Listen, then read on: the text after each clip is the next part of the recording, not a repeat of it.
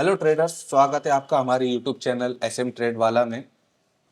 आज जो है तो मैं आपको जो है तो कुछ स्टॉक के ऊपर जो है तो हम चर्चा करेंगे, उनके की पॉइंट्स जानेंगे और उनमें इन्वेस्टमेंट करके जो है तो हम अपने जो है तो कैसे अच्छे रिटर्न्स निकाल सकते हैं आने वाले कुछ दिनों में या कुछ क्वार्टर में। तो ये भी जो है तो हम लोग जो है तो इसके ऊपर डिस्कस करेंगे। तो प्लीज़ वीडियो को एंड तक देखिएगा। अगर आपने अभी तक हमारे चैनल को सब्सक्राइब नहीं किया है तो प्लीज़ जो है तो सब्सक्राइब कीजिएगा। तो चलो शुरू करते हैं। आज जो है तो हम सबसे पहले हमारे स्टॉक के बारे में बात करेंगे जिसके ऊपर एक एक्सपर्ट की राय है। अपोलो। अपोलो जो है तो स्टॉक्स जो है तो ये आने वाले कुछ दिनों में जो तो इम्प्रूवमेंट कर सकता है। इसकी वजह क्या है? क्योंकि इसके अंदर जो है तो वैल्यूएशन जो है ना, इसका वैल्यूएशन इम्प्रूव हो सकता है, यानी स्टॉक मार्केट में उसका जो है तो वैल्यू बढ़ने के जो है तो चांसेस ज़्यादा है। ठीक है, स्टॉक का परफॉर्मेंस रिसेंट टाइम में जो है तो ठीक रहा, लेकिन अगर आप 1-2 साल के लिए इसमें इन्वेस्टेड रहते हो तो ये आपको और डिसेंट जो है तो रिटर्न देगा। ठीक है, ये स्टॉक जो है तो आने वाले कुछ दिनों में अपनों को जो है तो डिसेंट रिटर्न देगा। क्यों? क्योंकि इसकी पॉजिटिव चीज़ क्या है? अभी इसकी वैल्यू अनलॉकिंग, इसकी जो है तो वैल्यू जो है ना, वैल्यू अनलॉकिंग ये एक कॉन्सेप्ट है। इसका मतलब है कि कंपनी के कुछ एसेट या बिजनेस का अलग से कुछ वैल्यू जो क्रिएट होता है, जैसे सब्सिडरी का आईपीओ वगैरह या फिर एसेट या सेल्स, ये जो है तो अभी तक अनलॉक है। ठीक है, अगर ये मतलब ये अनलॉकिंग इसका हुआ नहीं, लेकिन ये इसकी जो है तो अगर अनलॉकिंग जो है ना तो बहुत दिनों से पेंडिंग थी। अगर ये पेंडिंग अनलॉकिंग अगर खुल जाती है, मतलब इन्वेस्टरों का जो है तो मानना भी है और उम्मीद लगा के बैठे, अगर ये अनलॉकिंग खुलती है, ठीक है, तो ये स्टॉक जो है तो आने वाले दिनों में बहुत अच्छा परफॉर्म करेगा। ठीक है, तो अगर ये किसी के पास स्टॉक जो है ना, अगर पोर्टफोलियो में है तो प्लीज जो है तो उसको 1-2 साल के लिए और होल्ड करे। अगर किसी के पास नहीं है तो उसका टेक्निकल्स जो है तो चेक करके उस जो तो पोजीशन बनाने की कोशिश करे। ठीक है, आरबीआई ने क्या किया, अभी रिसेंट टाइम में कुछ जो है तो इम्पोर्टेंट स्टेप लिए थे। इम्पोर्टेंट स्टेप्स मतलब क्या? प्रोजेक्ट फाइनेंसिंग को प्रमोट करना। प्रोजेक्ट फाइनेंसिंग को प्रमोट करने का एक स्टेप था। दूसरा क्या था? आरबीआई ने लिक्विडिटी इन्फ्यूजन, मतलब क्या है कि सिस्टम में जो तो लिक्विडिटी पैदा करना, यानी कि जो तो पैसा डालना। अगर कोई किसी स्टॉक में पैसा गया तो उसमें लिक्विडिटी, ऑफ कोर्स उसमें जो तो लिक्विडिटी बढ़ेगा। और तीसरा स्टेप क्या लिया था? इंटरेस्ट कट किया था। ये तो सबको पता है। आरबीआई ने जो तो ये आरबीआई ने कुछ स्टेप्स लिए थे। ठीक है, इंटरेस्ट कट किया ताकि जो तो लोन सस्ता हो सके और जो तो कंपनी लोन लेके जो तो अपना जो तो बिजनेस ग्रो कर सके। अब इन सब का जो तो पॉजिटिव इफेक्ट जो तो अगले 2-3 क्वार्टर में जो तो हमको देखने को मिलेगा। ठीक है, ये जो इनका जो है ना पॉजिटिव इफेक्ट जो तो हमको अगले 2-3 क्वार्टर में जो देखने को मिलेगा। लेकिन कहाँ पर देखने को मिलेगा? स्पेशली जो है ना तो पावर सेक्टर पे देखने को मिलेगा। ठीक है, पावर सेक्टर पे, पावर सेक्टर में अब ये पावर सेक्टर से कौन से स्टॉक स्टॉक जो है तो बिलोंग करते हैं स्पेशली, तो उसमें मैं सबसे पहले जो तो नाम लूंगा इरेडा का। ठीक है, ये रिन्यूएबल एनर्जी का स्टॉक है। ठीक, दूसरा जो है तो आरईसी का, और तीसरा जो है तो पीएफसी का। ये जो है तो पावर सेक्टर को जो तो तीनों भी जो है तो फाइनेंस करते हैं। ठीक है, मतलब कोई भी पावर जनरेशन कंपनी है उनको जो तो फाइनेंस करने का काम ये जो तो तीनों स्टॉक करते हैं। ठीक है, अब इन कंपनीज के लिए क्रेडिट डिमांड बढ़ने वाली क्यों है? क्योंकि पावर प्रोजेक्ट के लिए लोन लेना जो तो अब आसान कर दिया, सस्ता हो गया, जिससे कंपनी के जो तो बिजनेस में ग्रोथ होंगी और जो तो प्रॉफिट बढ़ेगा।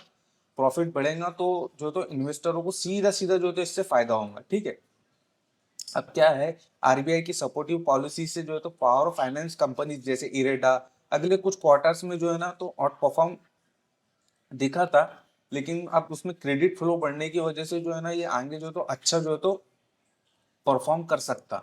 अभी चलो कुछ दिनों से जो तो सारे के सारे स्टॉक आउट परफॉर्म कर रहे थे, लेकिन अब जो तो मार्केट में जो तो थोड़ी स्टेबिलिटी आई है, तो आगे जो तो ये स्टॉक जो तो 2-3 क्वार्टर में, मतलब 2-3 या 6 महीने में जो तो इन स्टॉक्स में जो तो अच्छी ग्रोथ देखने को मिलेंगी। तो इसमें जो तो अपनी पोजीशन बनाओ, और मतलब बनाओ मतलब इसमें जो तो अपनी पोजीशन अच्छे से क्रिएट करो, तो हम जो तो उसमें अच्छा डिसेंट रिटर्न जो तो उसमें अगले कुछ दिनों में निकाल सकते हैं। ओवरऑल मार्केट कॉन्टेक्स्ट क्या चालू है हमारा, अभी इंडियन मार्केट में क्या होगा, कुछ दिनों से जो तो मतलब सितंबर के पास से जो तो इंडियन मार्केट गिर ही रहा था, लेकिन अभी जो है तो निफ्टी और बैंक निफ्टी, ठीक है, निफ्टी और बैंक निफ्टी जो है तो उसके ऑल टाइम हाई के बहुत नजदीक आ चुके हैं, ठीक है। अब मार्केट में सेक्टर रोटेशन चल रहा है। सेक्टर रोटेशन मतलब क्या, कि कुछ पुराने सेक्टरों से जो तो मतलब जो कुछ पुराने सेक्टरों में जो लोगों का पैसा इन्वेस्टेड है, अब उनसे जो तुमको रिटर्न मिल गया, अब वहां से वो पैसा निकाल के जो तो नए सेक्टर में जो तो उसको शिफ्ट कर रहे हैं, ठीक है। इसको जो तो इसको सेक्टर रोटेशन बोलते हैं। अब कौन से सेक्टर जो तो अब ऐसी सिचुएशन में, अब जियो पॉलिटिकल टेंशन चल रहा है पूरे ग्लोबल लेवल पे, तो ऐसे में टॉप सेक्टर कौन से, ही चुनना थोड़ा मुश्किल हो जाता है। लेकिन कुछ एक्सपर्ट्स का बोलना है कि पीएसयू जो पब्लिक सेक्टर बैंक से, पीएसयू बैंक सेक्टर, ठीक है। अब इसमें जो है तो आने वाले दिनों में ग्रोथ देखने को मिल सकती है। अब इसकी वजह क्या है कि इनकी जो तो वैल्यूएशन जो तो अभी बहुत अट्रैक्टिव दिख रही, ठीक है। पीएसयू बैंक्स की जो तो वैल्यूएशन अट्रैक्टिव है, और उनकी जो तो बैलेंस शीट जो है ना, कुछ दिनों में पीएसयू बैंक्स की बैलेंस शीट जो तो इम्प्रूव हुई है कुछ दिनों से, ठीक है। और क्रेडिट ग्रोथ और प्रॉफिटेबिलिटी के चांस जो है तो ज्यादा दिख रहे इनमें, ठीक है। तो ये सेक्टर जो है तो आने वाले कुछ दिनों में अच्छा परफॉर्म कर सकता है, ठीक है। और दूसरा जो है तो, अब दूसरा सेक्टर में बात करूंगा, ये तो अपना पहला होगा। दूसरा सेक्टर जो है तो एनबीएफसी। एनबीएफसी क्या है, नॉन बैंकिंग फाइनेंशियल कंपनी है। अब इसमें क्या है, आरबीआई ने जो तो पहले कुछ अच्छे स्टेप्स लिए, तो हमने जो तो प्रीवियस में डिस्कस किया था। आरबीआई की जो लिक्विडिटी पॉलिसी है ना, जो तो एनबीएफसी को बहुत सपोर्ट कर रही है, जिसकी वजह से इसमें जो तो थोड़ा ग्रोथ देखने को मिल रहा है, ठीक है। और रिटेल और एमएसएमई में जो है तो लोन की डिमांड बढ़ गई, तो अब लोन की डिमांड बढ़ गई तो सीधी सीधी बात है, एनबीएफसी का बिजनेस बढ़ेगा, जिसकी वजह से इनके स्टॉक में जो तो ग्रोथ देखने को मिलेंगी, ठीक है। तो ये सेक्टर भी आने वाले कुछ दिनों में जो तो अच्छा परफॉर्म कर सकता है, ठीक है। और तीसरा जो है, ये भी फाइनेंस से रिलेटेड है, क्योंकि हम लोग जो तो आरबीआई की जो तो डिसीजन को जो तो फॉलो कर रहे हैं। ये हाउसिंग फाइनेंस कंपनी का जो है ना, हाउसिंग फाइनेंस कंपनीज जो है, ये जो सेक्टर है, तो ये भी आने वाले कुछ दिनों में जो है ना तो अच्छा ग्रोथ कर सकता है। इसकी वजह क्या है, रियल एस्टेट में जो है तो रिकवरी हुई, ठीक है। रियल एस्टेट जैसे जमीन के भाव में थोड़ा सा चढ़ाव आया है अभी कुछ दिनों से, घरों के लोन की डिमांड बढ़ी, ठीक है। होम लोन की जो है तो अभी थोड़ी डिमांड बढ़ गई है, ठीक। उसकी वजह से भी जो तो ये सेक्टर अच्छा परफॉर्म कर सकता है। और सबसे सिंपल जो है तो आरबीआई ने रेट कट किया, लो इंटरेस्ट की वजह से जो है ना, तो इसमें जो तो ज्यादा उछाल देखने को मिल रहा है, ठीक। अब मार्केट, अब जो है तो अपना स्टॉक मार्केट जो है ना, तो हाई होने के बावजूद जो है तो पीएसयू बैंक्स और एनबीएफसी जो है ना, सेलेक्टिव हाउसिंग फाइनेंस कंपनीज जो है, में जो तो वैल्यूएशन और ग्रोथ दोनों का जो तो बैलेंस है, ठीक है। अब ये स्मार्ट मनी क्या कर रहा है, इसी का फायदा उठा रहा है, ठीक। स्मार्ट मनी जो है, हम लोग जो बोलते हैं smart money, SMC. Smart money क्या है, मतलब इंस्टीट्यूशनल इन्वेस्टर जो तो इसका जो तो फायदा उठा रहे हैं, और इसमें जो तो इन्वेस्टमेंट कर रहे हैं। इसी की वजह से जो तो इन सेक्टरों में जो है ना, आने वाले कुछ दिनों में हमको ग्रोथ देखने को मिलेंगी। आई होप कि आपको जो तो ये वीडियो पसंद आया होगा। तो और इससे रिलेटेड, इस वीडियो से रिलेटेड आपको कोई भी क्वेश्चन हो तो प्लीज़ कमेंट बॉक्स में आप लिखेंगे, मैं उसका रिप्लाई ज़रूर दूंगा।